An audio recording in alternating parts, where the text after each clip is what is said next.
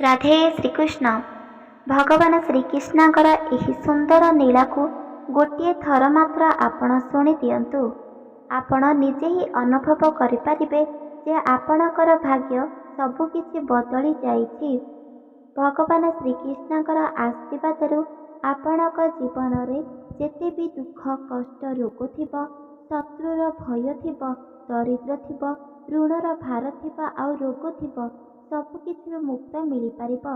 ଆପଣଙ୍କୁ ଯଦି ବିଶ୍ୱାସ ହେଉନାହିଁ, ତାହେଲେ ଥରେ ଆପଣ ଏହାକୁ ଗଣ୍ଠି ପକାଇ ରଖନ୍ତୁ ଯେ ପ୍ରକୃତରେ ଆପଣଙ୍କର ସବୁକିଛି ମନସ୍କାମନା କିପରି ପୂରଣ ହୋଇଗଲା ଆଉ ସବୁକିଛି ସମସ୍ୟାରୁ କିପରି ସମାଧାନ ମଧ୍ୟ ବାହାରି ପଡ଼ିଲା। ଭଗବାନ ଶ୍ରୀକୃଷ୍ଣଙ୍କର ଏହି ସୁନ୍ଦର ଲୀଳାକୁ ଯେକୌଣସି ବ୍ୟକ୍ତି ଯଦି ମନ ଧ୍ୟାନ ଦେଇ ଶୁଣିବ, ତାହେଲେ ତାର ଭାଗ୍ୟକୁ ନିଜେ ହିଁ ସିଏ ଲେଖିପାରିବ। ଏହି କଳିଯୁଗରେ ଏକମାତ୍ର ସତ୍ୟ ଅଟେ ଆଉ ସେହି ସତ୍ୟ ହେଉଛି ଶାସ୍ତ୍ର। ଯେକୌଣସି ବି ବ୍ୟକ୍ତି ଯଦି ଶାସ୍ତ୍ରକୁ ସମ୍ମାନ ଦେବ, ସତ୍ୟ ବୋଲି ମାନିବ, ତାହେଲେ ତା ଜୀବନ ପରିବର୍ତ୍ତନ ହୋଇଯିବ ଆଉ ସେତେବେଳେ ତାର ଭାଗ୍ୟକୁ ସେ ନିଜେ ହିଁ ଲେଖିପାରିବ। ଯେତେବେଳେ ଭଗବାନ ଶ୍ରୀକୃଷ୍ଣ ସୃଷ୍ଟି କରିଥିବା ପ୍ରକୃତ ସତ୍ୟ ଲୀଳାକୁ ଯଦି କୌଣସି ବ୍ୟକ୍ତି ନିଜ କର୍ଣ୍ଣରେ ଶ୍ରଦ୍ଧାର ସହିତ ସମ୍ପୂର୍ଣ୍ଣ ଶୁଣନ୍ତି, ତାହେଲେ ତାଙ୍କର ସବୁକିଛି ମନସ୍କାମନା ପୂରଣ ହୋଇଯାଏ। ଏକଥା ଆମେ ନୁହେଁ, ବରଂ ଭାଗବତରେ ଉଲ୍ଲେଖ ଅଛି। ସେଥିପାଇଁ ଏହାକୁ ଥରୁଟିଏ ମାତ୍ର ଆପଣ ଶୁଣି ଦିଅନ୍ତୁ, ଗଣ୍ଠି ପକାଇ ରଖନ୍ତୁ। ଆପଣଙ୍କର ସବୁକିଛି ମନସ୍କାମନା ପୂରଣ ହୋଇଯିବ ଆଉ ଯେତେ କ'ଣ ଆପଣ ସମସ୍ୟା ଅଛି ସବୁକିଛି ଦୂରେଇ ଯିବ। ଏହା ସତ୍ୟ ଅଟେ। ଚାଲନ୍ତୁ ଜାଣିବା ଭାଗବତରେ ଉଲ୍ଲେଖ ଥିବା ସେହି କୃଷ୍ଣ ଲୀଳା କ'ଣ, ଯାହାକି ପ୍ରତ୍ୟେକ ଦେବୀ ଦେବତା ଭଗବାନ ଶ୍ରୀକୃଷ୍ଣଙ୍କର ପ୍ରଶ୍ନର ଉତ୍ତର ଶୁଣିବା ପାଇଁ କେବେଠାରୁ ଅନାଇ ବସିଛନ୍ତି, ଯାହା ଭଗବାନ ତାଙ୍କୁ କେବେ ବି ସୁଦ୍ଧା କହିନଥିଲେ। କିନ୍ତୁ ନାରଦ ମୁନି ଯେତେବେଳେ ଭଗବାନ ଶ୍ରୀକୃଷ୍ଣଙ୍କୁ ପଚାରିଲେ ଆଉ ସବୁକିଛିର ବଚନ କହିଦେଲେ, ସେତେବେଳେ ଭଗବାନ ଶ୍ରୀକୃଷ୍ଣ ସ୍ୱୟଂ କହିଥିଲେ କି ଯେକୌଣସି ବ୍ୟକ୍ତି ଯଦି ଏ କଥାକୁ ମନ ଧ୍ୟାନ ଦେଇ ଶୁଣିବ, ତା ଜୀବନର ସର୍ବସ୍ୱ କଷ୍ଟଦାୟକ ମୁଁ ତାକୁ ଘେନି ଦେବି ଆଉ ତାକୁ ମୁକ୍ତି ଦେଇଦେବି। ଏହି ମନୁଷ୍ୟ ଜୀବନରେ ଯାହା ବି କିଛି ଦୁଃଖ କଷ୍ଟ ଥିବ ସବୁକିଛିକୁ ହଟାଇ ଦେବି। ଯେତେବେଳେ ତାର ମୃତ୍ୟୁବରଣ ହେବ, ସେତେବେଳେ ମୋ ପାଖକୁ ତାକୁ ଟାଣି ଆଣିବି। ସେଥିପାଇଁ ମୁନି ଋଷିମାନେ ମଧ୍ୟ ଏକଥା ଶୁଣିବା ପାଇଁ ଆଗ୍ରହ ହେଉଛନ୍ତି। ଆପଣମାନେ ଏହି ଭଗବାନ ଶ୍ରୀକୃଷ୍ଣଙ୍କର ଲୀଳାକୁ ନିଶ୍ଚିତ ଭାବରେ ଗୋଟିଏ ଥର ଶୁଣନ୍ତୁ। ଚାଲନ୍ତୁ ଜାଣିବା ବାଲ୍ୟକାଳରେ ଶ୍ରୀକୃଷ୍ଣ ଯେତେବେଳେ ବାଳକ ଅବସ୍ଥାରେ ଥିଲେ, ପୁତନା ନାମର ଏକ ବଡ଼ ରାକ୍ଷସଟିଏ ଆସିଥିଲେ ଆଉ ତାଙ୍କ ମାତା ପିତାକୁ କହିଥିଲେ କି ଯେ ତାଙ୍କର ସ୍ତନରୁ କ୍ଷୀର ପାନ କରିଲେ କୃଷ୍ଣଙ୍କର ବଧ କେବେ ବି ହେବ ନାହିଁ, କୃଷ୍ଣଙ୍କର ମୃତ୍ୟୁ ମଧ୍ୟ କେବେ ବି ହେବ ନାହିଁ। ସେଥିପାଇଁ ଯଶୋଦା ତାଙ୍କୁ ଚିହ୍ନି ପାରିଲେ ନାହିଁ ଆଉ ସୁନ୍ଦରୀ କନ୍ୟା ଶ୍ରୀଦେବୀ ଭାବି ସ୍ତନପାନ କରେଇବା ପାଇଁ ଶ୍ରୀକୃଷ୍ଣଙ୍କୁ ତାଙ୍କ କୋଳକୁ ଦେଇଦେଲେ। ଏକଥା ପ୍ରତ୍ୟେକ ମନୁଷ୍ୟ ମୋବାଇଲରେ କିମ୍ବା ଟିଭିରେ ନହେଲେ ପୁରାଣରେ ସେମାନେ ପଢ଼ିଛନ୍ତି, ନହେଲେ ଦେଖିଛନ୍ତି। କିନ୍ତୁ ଜାଣିଛନ୍ତି କି ସେହି ପୁତନା କିଏ? ପୁତନାର ନାମ ପୁତନା କାହିଁକି ରହିଲା? ପୁତନା ଯେତେବେଳେ ମୃତ୍ୟୁବରଣ କରିଲା, କାହିଁକି ଭଗବାନ ଶ୍ରୀକୃଷ୍ଣ ତାକୁ ନିଜ ପାଖରେ ରଖିଲେ, ନିଜ ପାଦ ତଳେ ରଖିଲେ? ଯେହେତୁ ସିଏ ତ ଗୋଟେ ରାକ୍ଷସ ଥିଲା, ରାକ୍ଷସ ଗଣର ହେତୁ ତାକୁ ତ ଦଣ୍ଡ ମିଳିବା ଉଚିତ, କିନ୍ତୁ ଭଗବାନ ଶ୍ରୀକୃଷ୍ଣ ତାକୁ ଦଣ୍ଡ ଦେଲେ ନାହିଁ, ନିଜ ପାଖରେ ରଖିଥିଲେ। କାହିଁକି? ଆପଣମାନେ ଟିଭିରେ ବା ମୋବାଇଲରେ ଦେଖିଥିବେ, ଯେତେବେଳେ ପୁତନା ରାକ୍ଷସ ଭଗବାନ ଶ୍ରୀକୃଷ୍ଣଙ୍କୁ ସ୍ତନପାନ କରାଉଥିଲେ, ସେତେବେଳେ ଶ୍ରୀକୃଷ୍ଣ ତାଙ୍କର ସ୍ତନକୁ ବହୁତ ଜୋରରେ କାମୁଡ଼ି ଦେଲେ ଆଉ ସେହି କଷ୍ଟ, ସେହି ଧୈର୍ଯ୍ୟକୁ ତାଙ୍କେ ବିଲକୁଲ ବି ଧରିପାରିଲେ ନାହିଁ ଆଉ ତାଙ୍କର ପୂର୍ବ ରୂପ ଅବସ୍ଥାକୁ ଆସିଗଲେ। ଆଉ ପୂର୍ବ ରୂପର ଅବସ୍ଥା ଥିଲା ଏକ ରାକ୍ଷସ। ରାକ୍ଷସକୁ ଦେଖିବା କ୍ଷଣି ତାଙ୍କ ଗ୍ରାମ ଲୋକ ବହୁତ ଆଶ୍ଚର୍ଯ୍ୟ ହୋଇପଡ଼ିଲେ ଆଉ ଆଶ୍ଚର୍ଯ୍ୟରେ ଭାବିଲେ କି ଶ୍ରୀକୃଷ୍ଣ ଆଉ ଜୀବିତ ହୋଇ ଆସିବ ନାହିଁ, କାହିଁକି ନା ଏତେ ବଡ଼ ରାକ୍ଷସ କ'ଣ ଶ୍ରୀକୃଷ୍ଣଙ୍କୁ ଛାଡ଼ିପାରିବ? ଏମିତି ଦେଖୁ ଦେଖୁ ସେହି ରାକ୍ଷସର ବଧ ହୋଇଗଲା। ସେଥିପାଇଁ ଏହି କଥା ପୁରାଣରେ ଉଲ୍ଲେଖ ଅଛି। ଚାଲନ୍ତୁ ଜାଣିବା ଏହି ପୁତନାକୁ କାହିଁକି ଦଣ୍ଡ ମିଳିଲା ନାହିଁ। ଏହି ପୁତନା କିଏ? ଯେ କି ଭଗବାନ ଶ୍ରୀକୃଷ୍ଣ ସ୍ୱୟଂ ତା ସ୍ତନରୁ କ୍ଷୀରପାନ କରିଥିଲେ। ଏହା କେତେ ଜଣଙ୍କର ଭାଗ୍ୟରେ ଥାଏ ଯେ ଭଗବାନ ଶ୍ରୀକୃଷ୍ଣଙ୍କୁ ନିଜ ହସ୍ତରେ ଛୁଇଁବା, ନିଜ କୋଳରେ ଧରିବା। ଆଉ କେବଳ ମା ମାନଙ୍କର ହିଁ ଭାଗ୍ୟରେ ଥାଏ କି ଶ୍ରୀକୃଷ୍ଣଙ୍କୁ କ୍ଷୀର ପାନ କରିବା। କିନ୍ତୁ ଗୋଟେ ରାକ୍ଷସଟେ ହେଇକି ଶ୍ରୀକୃଷ୍ଣଙ୍କୁ କ୍ଷୀର ପାନ କରେଇ ଦେଇଥିଲେ। ଏହା ଏକ ଆଶ୍ଚର୍ଯ୍ୟ କଥା। ଚାଲନ୍ତୁ ଜାଣିବା। ଭଗବାନ ଶ୍ରୀକୃଷ୍ଣ ଯେତେବେଳେ ପୁତନାକୁ ବଧ କରିଲେ, ପୁତନାର ରାକ୍ଷସ ଆସି ଭଗବାନ ଶ୍ରୀକୃଷ୍ଣଙ୍କର ପାଦ ତଳେ ରହିଲା। ଭଗବାନ ଶ୍ରୀକୃଷ୍ଣ ପୁତନାକୁ ନିଜ ପାଦ ତଳେ ରଖିଲେ। ଏସବୁ ଦୃଶ୍ୟ ଦେଖି ସ୍ୱର୍ଗରେ ଥିବା ଦେବୀ ଦେବତା ଆଶ୍ଚର୍ଯ୍ୟ ହୋଇଗଲେ। ଆଉ ଶ୍ରୀକୃଷ୍ଣଙ୍କର ଏହା କିପରି ନୀଳା ବୋଲି ଭାବିଲେ। ପ୍ରତ୍ୟେକ ଦେବୀ ଦେବତା ଆସି ଭଗବାନ ଶ୍ରୀକୃଷ୍ଣଙ୍କୁ ପଚାରିଲେ, ହେ ପ୍ରଭୁ ଭଗବାନ, ପୁତନା ଏକ ରାକ୍ଷସ ଗଣ। ପୁତନାକୁ କାହିଁକି ତୁମ ନିଜ ଚରଣରେ ଜାଗା ଦେଲ? ତାକୁ ତ ଦଣ୍ଡ ମିଳିବା ଉଚିତ ଅଟେ। ତା ଆତ୍ମାକୁ ପୁଣି ଥରେ ଏକ ଜନ୍ମ ନେବାକୁ ଦିଅ। କାହିଁକି ତୁମେ ତୁମ ପାଖରେ ରଖିଛ? ଭଗବାନ ଶ୍ରୀକୃଷ୍ଣ କୌଣସି ବି ଦେବୀ ଦେବତାଙ୍କର ଉତ୍ତର ଦେଲେ ନାହିଁ। ଆଉ କିଛି ବି ନ କହି ହସିକିରି ସେଠାରୁ ଚାଲି ଯାଉଥିଲେ। ପ୍ରତ୍ୟେକ ଦେବୀ ଦେବତା ଭାବି ପାରୁନଥିଲେ ଭଗବାନ ଶ୍ରୀକୃଷ୍ଣଙ୍କର ନୀଳା ଏହା କିପରି। ଏ କଥାକୁ ନାରଦ ମୁନିକୁ କହିଲେ।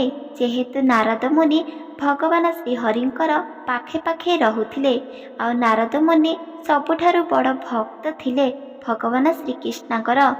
ସେଥିପାଇଁ ନାରଦ ମୁନିକୁ ପ୍ରତ୍ୟେକ ଦେବୀ ଦେବତା ଯାଇ କହିଥିଲେ କି ଶ୍ରୀକୃଷ୍ଣଙ୍କୁ ପଚାରିବା ପାଇଁ ଏହି ରାକ୍ଷସକୁ କାହିଁକି ନିଜ ପାଦ ତଳେ ରଖିଛନ୍ତି।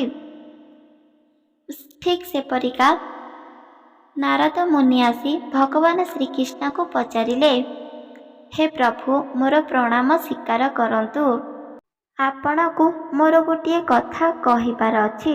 ଆଉ ସେହି ପ୍ରଶ୍ନ ପ୍ରତ୍ୟେକ ଦେବୀ ଦେବତାଙ୍କ ମନରେ ଉଙ୍କି ମାରୁଛି। ଦୟାକରି ଏହାର ଉତ୍ତର କୁହନ୍ତୁ ପ୍ରଭୁ।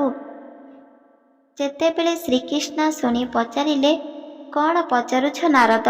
ସମ୍ପୂର୍ଣ୍ଣ ଭାବରେ ପଚାରିବାର ପ୍ରଶ୍ନ। ନାରଦ ମୁନି ଭଗବାନ ଶ୍ରୀକୃଷ୍ଣଙ୍କୁ କହିଲେ, କାହିଁକି ସେହି ପୁତନା ରାକ୍ଷସକୁ ନିଜ ଚରଣରେ ଜାଗା ଦେଲ? ଯେହେତୁ ସେ ଗୋଟେ ରାକ୍ଷସ ଥିଲା, ବହୁତ ପାପ ଅର୍ଜିତ କରିଥିଲା, ପ୍ରତ୍ୟେକ ଜୀବଜନ୍ତୁକୁ ବଧ କରୁଥିଲା। ସେହି କାରଣରୁ ତାକୁ ତ ଦଣ୍ଡ ମିଳିବା ଉଚିତ। କିନ୍ତୁ ତାକୁ କାହିଁକି ତୁମେ ନିଜ ପାଦ ତଳେ ଲୁଚାଇକି ରଖିଲ? ସେ ବହୁତ ଖୁସି ଆନନ୍ଦରେ ରହୁଛି। ଯେକୌଣସି ବି ବ୍ୟକ୍ତି ଯଦି ପୁଣ୍ୟ ଅର୍ଜନ କରିବ, ଦାନ ଧର୍ମ କରିବ, ଧର୍ମ ମାର୍ଗରେ ଚାଲିବ, ସତ୍ୟ ବୋଲୁଥିବ ସର୍ବଦା, ସେହି ବ୍ୟକ୍ତି ହିଁ ତୁମ ପାଦ ତଳର ଯୋଗ୍ୟ ହୋଇପାରିବ। ସେହି ବ୍ୟକ୍ତି ହିଁ ତୁମ ପାଦ ତଳେ ରହିପାରିବ। ପୁତନା ଏକ ରାକ୍ଷସ ଅଟେ, ତଥାପି କାହିଁକି ତାକୁ ନିଜ ପାଖରେ ରଖିଛ? ଏ ବିଷୟରେ କୁହନ୍ତୁ ମୋତେ। ଭଗବାନ ଶ୍ରୀକୃଷ୍ଣ ନାରଦ ମୁନିଙ୍କର କଥାକୁ ଟାଳି ପାରିଲେ ନାହିଁ। ନ ଟାଳି ପାରିବା ପୂର୍ବରୁ ତାଙ୍କୁ ସବୁ କଥା କହିଦେଲେ ଯେ ଭଗବାନ ଶ୍ରୀକୃଷ୍ଣ କାହିଁକି ତାକୁ ନିଜ ଚରଣରେ ଜାଗା ଦେଲେ ପୁତନାକୁ। ଏହା କ'ଣ ସତ୍ୟ କି? ଭଗବାନ ଶ୍ରୀକୃଷ୍ଣ ଯାହାକୁ ମଧ୍ୟ ବଧ କରୁଛି ସମସ୍ତଙ୍କର ଜୀବନ କ'ଣ ମୁକ୍ତି ପାଉଛି? ଏହା ଅସତ୍ୟ ଅଟେ। ଭଗବାନ ଶ୍ରୀକୃଷ୍ଣଙ୍କ ଦାୟରୁ ଯେକୌଣସି ବ୍ୟକ୍ତି ଯଦି ମୃତ୍ୟୁବରଣ କରୁଛନ୍ତି, ତାକୁ ସ୍ୱର୍ଗପୁର ବିଲକୁଲ ବି ପ୍ରାପ୍ତ ହେଉନାହିଁ। ଠିକ୍ ସେପରିକା ଯଦି ସିଏ ଭଲ କର୍ମ, ଧାର୍ମିକ କର୍ମ କରିଥିବ, ତାହେଲେ ତାକୁ ସ୍ୱର୍ଗ ପ୍ରାପ୍ତ ହେଉଛି। ତାହେଲେ ମଧ୍ୟ ତାକୁ ଭଗବାନ ଶ୍ରୀକୃଷ୍ଣ ବଧ କରିଥିଲେ। ଏକଥା ଶୁଣି ଭଗବାନ ଶ୍ରୀକୃଷ୍ଣ ସେହି ନାରଦ ମୁନିକୁ ସବୁ କଥା ବୁଝାଇକି କହିଲେ, ସମ୍ପୂର୍ଣ୍ଣ ଭାବରେ ତୁମେ ବୁଝ ଯେ କାହିଁକି ମୁଁ ପୁତନା ରାକ୍ଷସକୁ ବଧ କରିଥିଲି। ଏହା ଶୁଣିବା ଦ୍ୱାରା ବହୁତ କିଛି ପୁଣ୍ୟ ପ୍ରାପ୍ତ ମିଳିପାରିବ। ସେଥିପାଇଁ ତୁମେ ସର୍ବପ୍ରଥମେ ଶୁଣ। ଯେତେବେଳେ ମୁଁ ବାଳକ ଅବସ୍ଥାରେ ଥାଇ ଶ୍ରୀକୃଷ୍ଣ ହୋଇ ଜନ୍ମ ହୋଇଥିଲି, ଆଉ ଯଶୋଦାଙ୍କର ଭୁବନକୁ ବା ନଗରକୁ ସେହି ପୁତନା ରାକ୍ଷସ ଆସିଥିଲା। ଭଗବାନ ଶ୍ରୀକୃଷ୍ଣ जन्म होइथिले एक बालक रूपरे। एक पुतना राक्षस निजको देवी रूपक परिधान करी ଯଶୋଦାଙ୍କ ଭବନକୁ ଆସିଲା। ଆଉ ଯଶୋଦାଙ୍କୁ ପ୍ରତ୍ୟେକ ବ୍ୟକ୍ତିଙ୍କୁ କହିବାକୁ ଲାଗିଲେ କି ମୋ ସ୍ତନରୁ ଯେକୌଣସି ବାଳକ ଯଦି କ୍ଷୀର ପାନ କରିବ ତାହେଲେ ସିଏ ଅତ୍ୟଧିକ ଶକ୍ତିଶାଳୀ ଯୁଦ୍ଧଶାଳୀ ହୋଇଯିବ। ତାହାର କେବେ ବି ମୃତ୍ୟୁବରଣ ହେବ ନାହିଁ। ସିଏ ସଦା ସର୍ବଦା ବିଜୟ ପ୍ରାପ୍ତ କରିବ। ଏକଥା ଶୁଣି ଯଶୋଦା ଅତ୍ୟଧିକ ସନ୍ତୁଷ୍ଟ ହୋଇଗଲେ। କୌଣସି ମା ମଧ୍ୟ ଚାହେଁ ନାହିଁ ତାଙ୍କ ସନ୍ତାନ ସର୍ବଦା ପରାସ୍ତ ହେଉ ବା କୌଣସି ବି ସ୍ଥାନରେ ମୃତ୍ୟୁ ଘଟୁ, ସିଏ ସର୍ବଦା ଦୁର୍ବଳ ହେଉ। ପ୍ରତ୍ୟେକ ବାପା ମାଙ୍କର ଇଚ୍ଛା ଥାଏ ତାଙ୍କ ସନ୍ତାନ ତାଙ୍କ ଯାହା ବି କିଛି ଭାବିଥିବେ, ଯେମିତିକା ବଳବାନ ହୋଇଥିବ, ବୁଦ୍ଧିମାନ ହୋଇଥିବ, ଶକ୍ତିଶାଳୀ ହୋଇଥିବ ଆଉ ବିଜୟ ପ୍ରାପ୍ତ କରିଦେବ। ଠିକ୍ ସେପରିକା ପ୍ରତ୍ୟେକ ବାପା ମାଙ୍କର ଇଚ୍ଛା ଥାଏ। ସେପରି ଯଶୋଦାଙ୍କର ମଧ୍ୟ ଇଚ୍ଛା ହେଲା। ଆଉ ଯଶୋଦା ପୁଣି ସେହି ସ୍ତ୍ରୀ ଲୋକ ଦେବୀଙ୍କର କଥାରେ ପଡ଼ିଗଲେ। ଆଉ ସେହି ସ୍ତ୍ରୀ ବା ଦେବୀଙ୍କୁ କହିବାକୁ ଲାଗିଲେ, ଦୟାକର ଦେବୀ, ତୁମେ ବି ମଧ୍ୟ ମୋର ଏକମାତ୍ର ପୁତ୍ରକୁ କ୍ଷୀର ପାନ କରାଇ ଦିଅ। ତୁମ କ୍ଷୀର ପାନ କରିବା ହେତୁ ମୋ ପୁତ୍ର ମଧ୍ୟ ବିଜୟ ପ୍ରାପ୍ତ କରିବ। ସବୁ କ୍ଷେତ୍ରରେ ତାର କେବେ ବି ପରାସ୍ତ ହେବ ନାହିଁ କି ତାର ମୃତ୍ୟୁବରଣ ମଧ୍ୟ ହେବ ନାହିଁ। ପୁତନା ରାକ୍ଷସ ଅତ୍ୟଧିକ ଖୁସି ଆନନ୍ଦ ହୋଇଗଲା, କାହିଁକି ନା ଅତି ସହଜରେ ତାକୁ ମାରିବାର କୌଶଳ ମିଳିଗଲା। ପୁତନା ରାକ୍ଷସ ଏକ ବହୁତ ବଡ଼ ରାକ୍ଷସ। ସିଏ ଏକ କନ୍ୟା ଜାତୀୟ। ପୁତନା ରାକ୍ଷସକୁ କଂସ ପଠାଇଥିଲା ଭଗବାନ ଶ୍ରୀକୃଷ୍ଣଙ୍କୁ ବଧ କରିବା ପାଇଁ। କଂସ ହେଉଛି ଶ୍ରୀକୃଷ୍ଣଙ୍କର ମାମୁଁ। ଯେହେତୁ ବଧ କରିବା ପାଇଁ ତା ପାଖରେ ବିଭିନ୍ନ ପ୍ରକାର ଅସ୍ତ୍ର ଥିଲା, କିନ୍ତୁ ସେ ବୁଦ୍ଧି ପ୍ରୟୋଗ ପକାଇ ସିଏ ଭାବିଲା କି ସ୍ତନରେ ଏକ ସର୍ପର ବିଷକୁ ଧାରଣ କରିବି ଆଉ ସେହି ସ୍ତନର ବିଷ ପାନକୁ ଶ୍ରୀକୃଷ୍ଣଙ୍କୁ ପାନ କରାଇଦେବି। ଶ୍ରୀକୃଷ୍ଣ ସର୍ପର ବିଷକୁ ପାନ କରିବା କ୍ଷଣି ସାଙ୍ଗେ ସାଙ୍ଗେ ତାର ମୃତ୍ୟୁବରଣ ଘଟିବ। ଏମିତି ବିଚାର କରି ପୁତନା ରାକ୍ଷସ ତା ନିଜ ସ୍ତନରେ ସର୍ପର ବିଷକୁ ପରିଧାନ କରିଲା। ଶ୍ରୀକୃଷ୍ଣଙ୍କୁ ପିଇବା ପାଇଁ ସେ ଆଗ୍ରହ ହୋଇପଡ଼ିଲା। ଯେତେବେଳେ ଯଶୋଦା ଶ୍ରୀକୃଷ୍ଣଙ୍କୁ ପୁତନା ରାକ୍ଷସ କୋଳକୁ ଦେଲେ ଆଉ କହିଲେ କି ମୋ ପୁତ୍ରକୁ ଏହି କ୍ଷଣି କ୍ଷୀରପାନ କରାଅ। ସେଠାରେ ପ୍ରତ୍ୟେକ ନାରୀ ପୁରୁଷ ଥିଲେ ଆଉ ଅତ୍ୟଧିକ ସନ୍ତୁଷ୍ଟ ମଧ୍ୟ ହେଉଥିଲେ। ଭଗବାନ ଶ୍ରୀକୃଷ୍ଣଙ୍କୁ ଦେଖିବା କ୍ଷଣି ଯେତେ ବି ଦୁଃଖ କଷ୍ଟ ଭୁଲି ଯାଉଥିଲେ, ସେଥିପାଇଁ ଶ୍ରୀକୃଷ୍ଣଙ୍କର ପାଖେ ପାଖେ ରହୁଥିଲେ।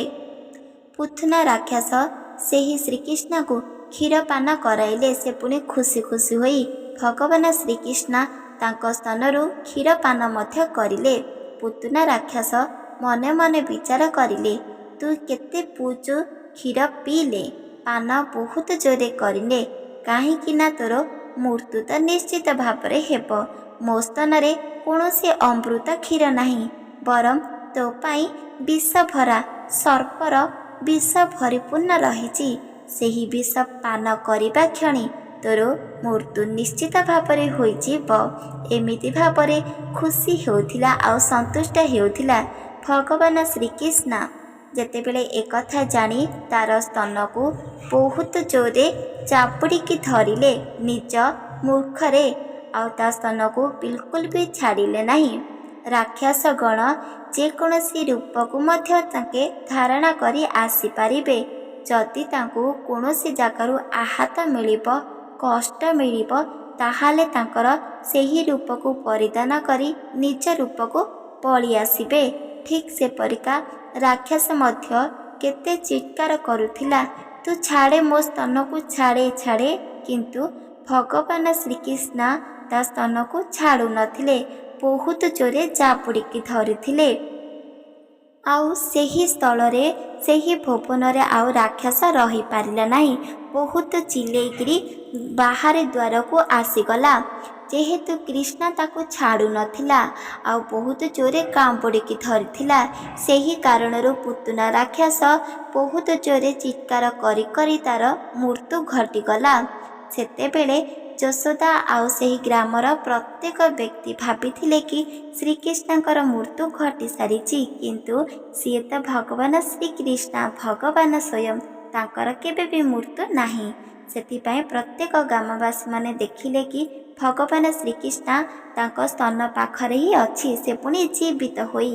ସମସ୍ତେ ବ୍ୟକ୍ତି ଏକତ୍ର ହୋଇ ଭଗବାନ ଶ୍ରୀକୃଷ୍ଣଙ୍କୁ ଆଣିଲେ। ଆଉ ପୁତନା ରାକ୍ଷସର ଆତ୍ମା ସ୍ୱୟଂ ଭଗବାନ ଶ୍ରୀକୃଷ୍ଣଙ୍କ ପାଖରେ ରହିଗଲା ସମ୍ପୂର୍ଣ୍ଣ ଭାବରେ।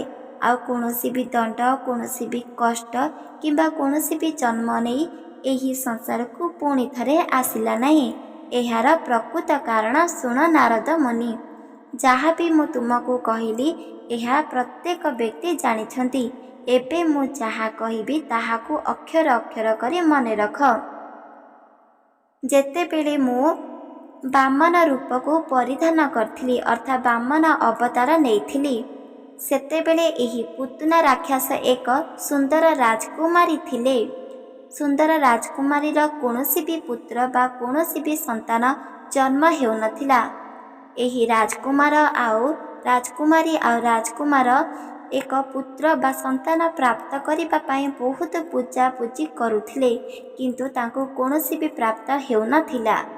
ଗୋଟିଏ ଦିନ ମୁଁ ପରୀକ୍ଷା କରିବା ପାଇଁ ପ୍ରତ୍ୟେକ ସ୍ଥାନକୁ ଗମନ କରୁଥିଲି, ସେ ପୁଣି ବାମନ ରୂପକୁ ଧାରଣ କରି। ସେହି ସମୟରେ ଏହି ପୁତନା ରାକ୍ଷସ ଏକ କନ୍ୟା ହୋଇ, ଅର୍ଥାତ୍ ଏକ ସୁନ୍ଦରୀ ରାଜକୁମାରୀ ହୋଇ ଯଜ୍ଞରେ ବସିଥିଲେ। ତାଙ୍କ ସାଙ୍ଗରେ ତାଙ୍କ ନିଜ ପାଖରେ ପତି ପତ୍ନୀ ମଧ୍ୟ ବସିଥିଲେ, ଅର୍ଥାତ୍ ତାଙ୍କ ସ୍ୱାମୀ ମଧ୍ୟ ବସିଥିଲେ। ସ୍ୱାମୀ ସ୍ତ୍ରୀ ଦୁହେଁ ଏକତ୍ର ହୋଇ ଯଜ୍ଞ କରୁଥିଲେ। ସେହି ସ୍ଥାନକୁ ମୁଁ ଗମନ କରିଥିଲି। ଆଉ ସେ ତାଙ୍କୁ କିଛି ଭିକ୍ଷା ଗ୍ରହଣ କରିବା ପାଇଁ, ଅର୍ଥାତ୍ କିଛି ଭିକ୍ଷା ପାଇବା ଆଶାରେ। ଯେତେବେଳେ ସେହି ପୁତନା ରାକ୍ଷସ ମୋତେ ସେହି କ୍ଷଣି ଦେଖିଥିଲା ଆଉ ଆଶ୍ଚର୍ଯ୍ୟ ହୋଇପଡ଼ିଥିଲା, କାହିଁକି ନା ତା ମନରେ ଏକ ଆଗ୍ରହ ସୃଷ୍ଟି ଆଇଥିଲା। ମୋତେ ଦେଖିଲା ବେଳୁ ତା ମନରେ ଏକମାତ୍ର ସୃଷ୍ଟି ହେଉଥିଲା, ହେ ପ୍ରଭୁ, ଏହି ବାଳକ ଦେଖିବାଳୁ ମୋତେ କାହିଁକି ଏପରି ଲାଗୁଛି ଯେମିତିକି ମୁଁ ତାକୁ ନିଜ କୋଳରେ ଧରିଛି, ଯେମିତିକା ମୋ ସ୍ତନରୁ ମୁଁ ତାକୁ କ୍ଷୀର ପାନ କରାଉଛି। ତାକୁ ଦେଖିବା ହେତୁ ମୁଁ ମୋହିତ ହୋଇ ପଡ଼ୁଛି। ପ୍ରକୃତରେ ଏ ବାଳକ କିଏ? ଏମିତି କହି ସେହି ପୁତନା ରାକ୍ଷସ ଆସି ମୋତେ ପଚାରିଥିଲା, ହେ ବାମନ ଅବତାର ନେଇଥିବା ଭଗବାନ, ତୁମକୁ ଦେଖିବା ହେତୁ ମୋତେ କାହିଁକି ଏମିତି ଲାଗୁଛି ଯେମିତିକା ତୁମେ ହେଉଛ ମୋର ପୁତ୍ର। ମୁଁ ତୁମକୁ ଜନ୍ମ ଦେଇଛି, ଆଉ ଏହି କ୍ଷଣି ମୁଁ ତୁମକୁ ନିଜ ସ୍ତନରୁ କ୍ଷୀର ପାନ କରାଉଛି। ଏମିତି କାହିଁକି ମୋତେ ଅନୁଭବ ହେଉଛି? କୁହ, ତୁମେ ପ୍ରକୃତରେ କିଏ? ଏମିତି ରୂପ ଧାରଣ କରି ତୁମେ କାହିଁକି ମୋ ପାଖକୁ ଆସିଛ? ସେତେବେଳେ ସେହି ବାମନ ରୂପକୁ ଅବତାର କରିଥିବା ମୁଁ ନିଜେ ତାକୁ କହିଥିଲି କି ମୁଁ କୌଣସି ବାମନ ରୂପ ଅବତାର ନେଇ ଏଇଟାକୁ ଆସିନାହିଁ, ବରଂ ବାମନ ଅବତାର ନେଇ ସୃଷ୍ଟିରୁ ଜନ୍ମିତ ହୋଇଛି। ସେଥିପାଇଁ ମୋର କୌଣସି ବି ଏମିତି ଭାବ ନାହିଁ। ଯେହେତୁ ମୁଁ ବାମନ ଅବତାର ଅନ୍ୟ ଏକ ପୁତ୍ର, ତୁମର ପୁତ୍ର ନୁହଁ। ଯେହେତୁ ତୁମେ ବି ମଧ୍ୟ ମୋତେ ବହୁତ ଖୁସି ଲାଗିଲ, କାହିଁକି ନା ତୁମେ ମୋତେ ନିଜ ମାତା ପରି ଲାଗିଲ। ଯେହେତୁ ତୁମେ ନିଜ ମନରେ ମୋତେ ଭାବି ସାରିଲ କି ମୁଁ ତୁମର ପୁତ୍ର, ଆଉ ତୁମେ ମୋତେ କୋଳରେ ଧରୁଛ, ଆଉ ତୁମେ ମୋତେ କ୍ଷୀର ପାନ କରାଉଛ, ତାହେଲେ ଏହା ନିଶ୍ଚିତ ଭାବରେ ହେବ, ନିଶ୍ଚିତ ଭାବରେ ସମ୍ଭବ ହେବ। ଯେତେବେଳେ ମୁଁ ଦ୍ୱାପର ଯୁଗରେ ଜନ୍ମ ହେବି, ସେତେବେଳେ ମୁଁ ତୁମ କୋଳରେ ନିଶ୍ଚିତ ଭାବରେ ଖେଳିବି, ଆଉ ତୁମ ସ୍ତନରୁ କ୍ଷୀର ମଧ୍ୟ ପାନ କରିବି। ଏହି ଗୋଟିଏ ପଦ ଶୁଣିବା କ୍ଷଣି ପୁତନା ରାକ୍ଷସ ଅତ୍ୟନ୍ତ ଖୁସି ହୋଇଗଲେ। ଯେହେତୁ ତାଙ୍କେ ଗୋଟିଏ ରାଜକୁମାରୀ ଥିଲେ, ରାଜକୁମାରୀ ତାଙ୍କର ସନ୍ତାନ ନଥିବାର ଦୁଃଖ କଷ୍ଟ ଭୁଲିଗଲେ। ଆଉ ତାଙ୍କେ ମନେ ମନେ ବିଚାର କରିଲେ, ଏହା ତ ସତ୍ୟ ଅଟେ, ଭଗବାନ ଶ୍ରୀକୃଷ୍ଣ ସ୍ୱୟଂ ମୋ କୋଳରେ ଜନ୍ମ ନେବେ, ସେ ପୁଣି କୃଷ୍ଣ ନାମରେ ଅବତାର ନେଇ, ଆଉ ମୁଁ ତାକୁ ନିଜ ସ୍ଥାନରୁ କ୍ଷୀର ପାନ କରିବି। ମୋର ମାଆର ତୁଲ୍ୟ ବଢ଼ିଗଲା, ମୋର ସବୁ ଆଶା ପୂରଣ ହୋଇଗଲା। ମୁଁ ଏବେଠାରୁ ହିଁ ଦିନ ଗଣିବା ଆରମ୍ଭ କରିବି।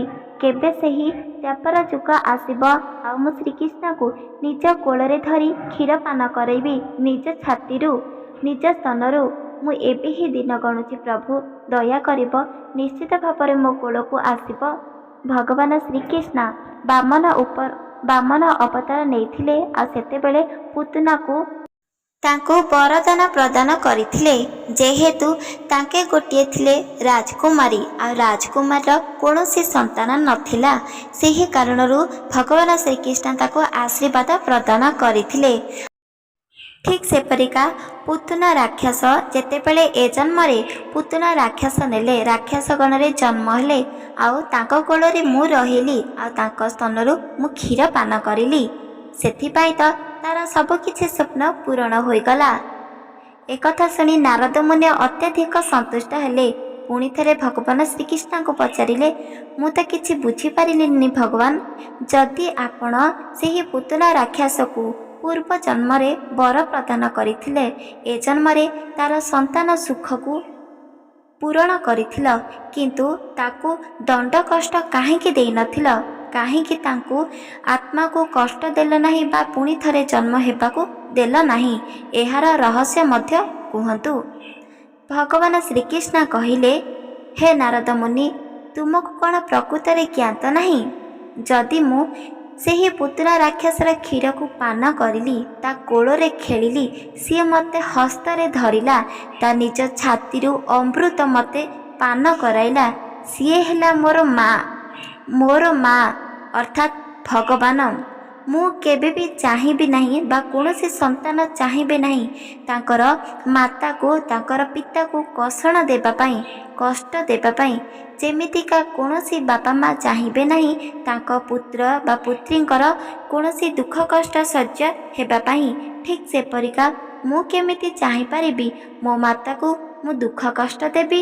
ସେଥିପାଇଁ ତ ପୁତନା ରାକ୍ଷସକୁ ବଧ କରିଲି ଆଉ ମୁଁ ତାକୁ ନିଜ ଚରଣରେ ରଖିଦେଲି, ଯେମିତି ସେ କୌଣସି ବି ଜନ୍ମ ନେଇପାରିବ ନାହିଁ। ସେଥିପାଇଁ ତାର ମୋ ହାତରୁ ତାର ବଧ ହେଲା, ଏଥିପାଇଁ କି ମୁଁ ତାର ସ୍ତନ ପାନ କରିଥିଲି ଆଉ ମୁଁ ତାକୁ ନିଜ ଚରଣରେ ରଖିଥିଲି। ତା ଜୀବନରେ ସେ କିଛି ବି ପୁଣ୍ୟ କରିନାହିଁ। ପୁଣ୍ୟ କରିଛି ସେତେବେଳେ ଯେତେବେଳେ ସେ ରାଜକୁମାରୀ ଥିଲା ଆଉ ମୋତେ ପ୍ରାପ୍ତ କରିବା ପାଇଁ ସେହି ଦିନଠାରୁ ଦିନ ଗଣିଲା। ଭଗବାନ ଶ୍ରୀକୃଷ୍ଣ ଜନ୍ମ ହେବେ, ମୋ କୋଳରେ ରହିବେ ଆଉ ମୋ ସ୍ତନରୁ କ୍ଷୀର ପାନ କରିବେ। ଭଗବାନ ଶ୍ରୀକୃଷ୍ଣ ଜନ୍ମ ହେବେ, ମୋ କୋଳରେ ରହିବେ ଆଉ ମୋ ସ୍ତନରୁ କ୍ଷୀର ପାନ କରିବେ। ଏହି ପଦ ବାରମ୍ବାର ଘୋଷି ଘୋଷି ତାର ମୃତ୍ୟୁବରଣ ଘଟିଥିଲା ଆଉ ସେ ଭିତରେ ସେ ବହୁତ ପୁଣ୍ୟ ଅର୍ଜନ କରିଥିଲା। ସେଥିପାଇଁ ତାର ପୁଣ୍ୟ ଏ ଜନ୍ମରେ ସବୁକିଛି ପ୍ରାପ୍ତ ହୋଇଗଲା। ନାରଦ ମୁନି ଏକଥା ଶୁଣି ଅତ୍ୟଧିକ ସନ୍ତୁଷ୍ଟ ହୋଇଗଲେ ଆଉ କହିଲେ, ହେ ପ୍ରଭୁ, ତୁମର ନୀଳା କେହି ବି ବୁଝିପାରିବ ନାହିଁ, ଆମେ କ'ଣ ବୁଝିବୁ? ପ୍ରକୃତରେ ଧନ୍ୟ ଧନ୍ୟ ସେଇ ମା, ଯେଉଁ ମା ତା ନିଜ ଛାତିରୁ ଅମୃତକୁ ନିଜ କୃଷ୍ଣକୁ, ଭଗବାନ ଶ୍ରୀକୃଷ୍ଣକୁ ପାନ କରେଇଛନ୍ତି। ଏହା ଏକ ଅସମ୍ଭବ କଥା। ରାକ୍ଷସ ହୋଇ ସୁଦ୍ଧା ସିଏ ଭଗବାନ କୃଷ୍ଣକୁ ସ୍ପର୍ଶ କରିପାରିଲା, ନିଜ କୋଳରେ ରଖିପାରିଲା, ନିଜ ଛାତିର ଅମୃତ କ୍ଷୀରକୁ ମଧ୍ୟ ପାନ କରାଇଦେଲା। ସେ ବିଷ ଥାଉ ବା କୌଣସି ଦୃଶ୍ୟ ଥାଉ, ସବୁକିଛି ତ ଅମୃତ ହୋଇଗଲା ନା। ମାର ସ୍ନେହରେ, ମାର ଭଲ ପାଇବାରେ ବିଷ ମଧ୍ୟ ଅମୃତ ପାଲଟି ଯାଏ। ଠିକ୍ ସେପରିକା ପୁତନା ରାକ୍ଷସ ଭଗବାନ ଶ୍ରୀକୃଷ୍ଣଙ୍କୁ ବିଷ ପିଆଇବା ପାଇଁ ନିଜ ସ୍ତନରେ ପୁରା ବିଷ ପରିପୂର୍ଣ୍ଣ କରିଥିଲା, କିନ୍ତୁ ପୂର୍ବ ଜନ୍ମର କୃଷ୍ଣକୁ ନିଜ ଛାତିରୁ ଅମୃତ ପାନ କରିବା ପାଇଁ ଘୋଷି ଘୋଷି ଯେହେତୁ ତାର ମୃତ୍ୟୁବରଣ ଘଟିଥିଲା, ସବୁଯାକ ବିଷ ତାର ଅମୃତ ପାଲଟି ଗଲା ଆଉ ସେହି ଅମୃତକୁ ଭଗବାନ ଶ୍ରୀକୃଷ୍ଣ ପାନ କରିଥିଲେ। ତାହେଲେ ତ ସେହି ପୁତନା ତାଙ୍କର ମା ବନିଗଲା ନା। କୌଣସି ସନ୍ତାନ କ'ଣ ମାଆକୁ ବଧ କରିପାରିବ କି? ଏକଥା ଶୁଣି ଦେବୀ ଦେବତା ମଧ୍ୟ ସନ୍ତୁଷ୍ଟ ହେଲେ, ଯାହାକି ଏକଥା କୌଣସି ବ୍ୟକ୍ତି ମଧ୍ୟ ଜାଣିନଥିଲେ କି ଶୁଣିବି ନଥିଲେ, ଯାହା ଆମେ ଶୁଣିବା ତ ବାଧ୍ୟ ଅଟେ। ଆମ ପୌରାଣିକ ମତରେ ଯାହା ବି କିଛି ପୁରାଣରେ ଲୁଚି ରହିଛି ଆପଣମାନେ ନିଶ୍ଚିତ ଭାବରେ ଶୁଣନ୍ତୁ, ନହେଲେ ପଢ଼ନ୍ତୁ। ତାଦ୍ୱାରା ତ ବହୁତ କିଛି ପୁଣ୍ୟ ପ୍ରାପ୍ତ ହୋଇଥାଏ। ଆପଣମାନେ ଜାଣିପାରିଲେ, ଆମ ଭଗବାନ ଶ୍ରୀକୃଷ୍ଣ ଯାହା ବି କିଛି ମଙ୍ଗଳ କରନ୍ତି ପ୍ରାଣୀଙ୍କର ପାଇଁ। ସେଥିପାଇଁ ଆପଣଙ୍କର ଯଦି କିଛି ଦୁଃଖ କଷ୍ଟ ରୋଗ ବା ଅଭାବ ପଡ଼ିଛି, ତାହେଲେ ଭଗବାନ ଶ୍ରୀକୃଷ୍ଣଙ୍କ ଉପରେ ଛାଡ଼ିଦିଅ। ଦେଖ, ଗଣି ଗଣି ନିଅ 5-6 ଦିନରେ ଆପଣଙ୍କର ସବୁ ମନସ୍କାମନା କିପରି ଆପେ ଆପେ ପୂରଣ ହୋଇଯିବ। ଏହା ଏକ ସତ୍ୟ ଘଟଣା। ଆପଣମାନେ ବିଶ୍ୱାସ କରନ୍ତୁ, ଶାସ୍ତ୍ରରେ ଉଲ୍ଲେଖ ଥିବା କୌଣସି ବି ତଥ୍ୟ କେବେ ବି ମିଥ୍ୟା ନୁହଁ। ସେଥିପାଇଁ ଆପଣ ଗଣ୍ଠି ପକାଇ ରଖନ୍ତୁ, ଆପଣଙ୍କର ସବୁ ମନସ୍କାମନା ନିଶ୍ଚିତ ଭାବରେ ପୂରଣ ହୋଇଯିବ। ଭଗବାନ ଶ୍ରୀକୃଷ୍ଣ ଆପଣଙ୍କୁ ଆଶୀର୍ବାଦ ପ୍ରଦାନ କରିବେ। ଏହି ସୁନ୍ଦର କଥା ଆପଣମାନେ କେବେ ଶୁଣିଥିଲେ କି ଶୁଣି ନଥିଲେ କମେଣ୍ଟ ମାଧ୍ୟମରେ ନିଶ୍ଚିତ ଭାବରେ ଜଣାଇ ପାରିବେ। ଆମ ଚ୍ୟାନେଲରେ କେବଳ ଆପଣଙ୍କୁ ଶାସ୍ତ୍ରୀୟ କଥା, ସତ୍ୟ ବଚନ ନିଶ୍ଚିତ ଭାବରେ ଶୁଣିବାକୁ ପଡ଼ିବ। ଗରୁଡ଼ ପୁରାଣରେ ବା ଭାଗବତ ପୁରାଣରେ ମଧ୍ୟ ଉଲ୍ଲେଖ ଅଛି, ଯେକୌଣସି ମନୁଷ୍ୟ ଯଦି ମୁକ୍ତି ପାଇବା ପାଇଁ ଚାହିଁବ, ଏହି ମନୁଷ୍ୟ ଜନ୍ମରେ ଜନ୍ମିତ ହେବା ହେତୁ ତାର ଯେତେ ମଧ୍ୟ ସମସ୍ୟା, ଦୁଃଖ, କଷ୍ଟ, ରୋଗ, ଅଭାବ, ଧନର, ଶତ୍ରୁର, ରୋଗର, ଋଣର ସବୁ କିଛିର ବୋଝରୁ ମୁକ୍ତ ମିଳିବା ପାଇଁ କେବଳ ଶାସ୍ତ୍ରକୁ ପ୍ରତ୍ୟେକ ଦିନ ଶୁଣନ୍ତୁ, ନହେଲେ ପଢ଼ନ୍ତୁ। ଆପଣଙ୍କର ସବୁ କିଛି ମନସ୍କାମନା ନିଶ୍ଚିତ ଭାବରେ ପୂରଣ ହୋଇଯିବ। ଏହାକୁ ଥରେ ମାତ୍ର ଆପଣ ବିଶ୍ୱାସ କରି ଦେଖନ୍ତୁ। ଭାଗବତରେ ଏମିତି କିଛି ରହସ୍ୟମୟ ଲୁଚି ରହିଛି, ଯାହା ଆପଣଙ୍କୁ ଶୁଣିବା ମାତ୍ରେ ଆପଣଙ୍କର ଭାଗ୍ୟ ଆପଣଙ୍କ ହାତ ମୁଠାରେ ରହିପାରିବ। ଆପଣଙ୍କର ଭାଗ୍ୟକୁ ଆପଣ ନିଜେ ହିଁ ଲେଖିପାରିବ। ଏସବୁ କେହି ବି କରୁନାହାନ୍ତି। ପ୍ରତ୍ୟେକ ମନୁଷ୍ୟ କହୁଛନ୍ତି କି ଆମର ଭାଗ୍ୟ ଭଗବାନ ଲେଖୁଛନ୍ତି। ଏହା ମିଥ୍ୟା ଅଟେ। ଭାଗବତରେ ଉଲ୍ଲେଖ ଅଛି, ଆମର ଭାଗ୍ୟ ଆମେ ସ୍ୱୟଂ ଲେଖୁଛନ୍ତି, କୌଣସି ଦେବୀ ଦେବତା ନୁହଁ। ସେଥିପାଇଁ ତ ମନୁଷ୍ୟ ଜନ୍ମରେ ଜନ୍ମିତ ହେତୁ ତୁମେ ଭଲ କାମ କର, ଭଲ ଧର୍ମ ମାର୍ଗରେ ଯାଅ, ସତ୍ୟରେ ରୁହ ଆଉ ଧର୍ମ କାର୍ଯ୍ୟ କର। ଦେଖ ଆପଣଙ୍କର ଭାଗ୍ୟ କିପରି ଆପେ ଆପେ ବଦଳିଯିବ। ଆପଣଙ୍କ ଭାଗ୍ୟରେ ଯଦି କୌଣସି ଦୁଃଖ, କଷ୍ଟ, ରୋଗ, ଅକାଳ ମୃତ୍ୟୁ ଥାଏ, ତାହା ସମ୍ପୂର୍ଣ୍ଣ ଭାବରେ ଦୂରେଇଯିବ। ଭାଗବତ ଏକ ଭଗବାନ, ସ୍ୱୟଂ ଭଗବାନ, ତୁମେ ଯେଉଁ ପ୍ରତ୍ୟେକ ଦିନ ରାତ୍ର ସମୟ ପର୍ଯ୍ୟନ୍ତ, ପ୍ରାତଃ ସମୟରୁ ରାତ୍ର ପର୍ଯ୍ୟନ୍ତ ଶ୍ରୀହରି ନାମକୁ ଜପ କରୁଛ କିମ୍ବା ପୂଜା ଆରାଧନା କରୁଛ, ସେହି ଭଗବାନ ପ୍ରକୃତରେ ହେଉଛନ୍ତି ଭାଗବତ, ଶାସ୍ତ୍ର, ପୁରାଣ। ଏହି ସବୁକୁ ଆପଣ ସତ୍ୟ ମାନନ୍ତୁ, ବିଶ୍ୱାସ କରନ୍ତୁ। ବିନା ପୂଜାରେ, ବିନା ଉପବାସ ବ୍ରତରେ ମଧ୍ୟ ପ୍ରତ୍ୟେକ ଦେବୀ ଦେବତା ଆପଣଙ୍କ ଉପରେ ସନ୍ତୁଷ୍ଟ ହୋଇପାରିବେ ଆଉ ବରଦାନ ମଧ୍ୟ ପ୍ରଦାନ କରିପାରିବେ। ଆପଣମାନଙ୍କୁ ଯଦି ବିଶ୍ୱାସ ହେଉନାହିଁ, ତାହେଲେ ଥରୁଟିଏ ମାତ୍ର ପ୍ରୟୋଗ କରିବା ପରୀକ୍ଷା କରି ଦେଖନ୍ତୁ, କିପରି ଆପଣଙ୍କର ସବୁକିଛି ମନସ୍କାମନା ପୂରଣ ହୋଇଯିବ। ଗରୁଡ଼ ପୁରାଣରେ ମଧ୍ୟ ଉଲ୍ଲେଖ ଅଛି ଏହି ଭାଗବତ କଥା। ପ୍ରତ୍ୟେକ ମନୁଷ୍ୟ ଶୁଣିବା ଦ୍ୱାରା ସବୁକିଛି ତାର ମନସ୍କାମନା ପୂରଣ ହୋଇଯାଏ। ଆପଣମାନଙ୍କୁ ଯଦି ଏହି ଭାଗବତ ଅତ୍ୟଧିକ କଥା ଶୁଣିବାର ଅଛି, ତାହେଲେ ମନେ ରଖ, ଆପଣଙ୍କର ପରିବାରର ସେବେଠାରୁ ମଙ୍ଗଳ ହୋଇଥାଏ। ତାହେଲେ ଆପଣ କାହିଁକି ନିଜର ସମୟ ବିତାଉଛନ୍ତି? କାହିଁକି ଆପଣଙ୍କ ସମୟକୁ ବରବାଦ କରୁଛନ୍ତି? ଭଗବାନ ଶ୍ରୀକୃଷ୍ଣ ଉଲ୍ଲେଖ କରିଥିବା ଏହି ଭାଗବତର ପ୍ରକୃତ କଥା ଆପଣ ଚ୍ୟାନେଲରେ ଯାଇ ଶୁଣିପାରିବେ ଆଉ ଜାଣିପାରିବେ। ବହୁତ କିଛି ମହତ୍ତ୍ୱ ଶିଖିପାରିବେ। ବହୁତ କିଛି ଭଗବାନ ଶ୍ରୀକୃଷ୍ଣଙ୍କର ଆଶୀର୍ବାଦକୁ ପ୍ରାପ୍ତ କରିପାରିବେ। ସେଥିପାଇଁ ଆପଣ ଏହି ସବୁ କଥାକୁ ମନେ ରଖନ୍ତୁ। ଅନ୍ୟକୁ ମଧ୍ୟ ଏ ବିଷୟରେ କହିଦିଅନ୍ତୁ, ଯାହାକି ପ୍ରତ୍ୟେକ ବ୍ୟକ୍ତି ଭଗବାନ ଶ୍ରୀକୃଷ୍ଣଙ୍କର କଥା ଜାଣିବା, ଶୁଣିବା ଅତ୍ୟଧିକ ଜରୁରୀ ଅଟେ।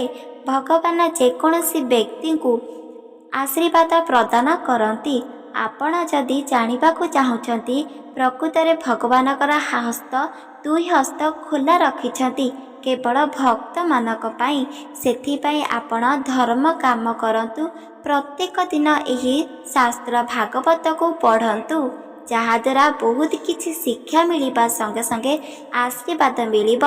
ଯେତେ ମଧ୍ୟ ଆପଣଙ୍କ ଜୀବନରେ ବା ଆପଣଙ୍କ ଗ୍ରହରେ ଦୁର୍ଘଟଣା ଥିବ, କିଛି ନା କିଛି ଦୁର୍ଘଟଣା ଘଟିବାର ଥିବ, ସବୁକିଛି ଦୂରେଇଯିବ, ଯାହା ଆମେ ଆପଣଙ୍କୁ ଗ୍ୟାରେଣ୍ଟି ଦେଇପାରିବୁ।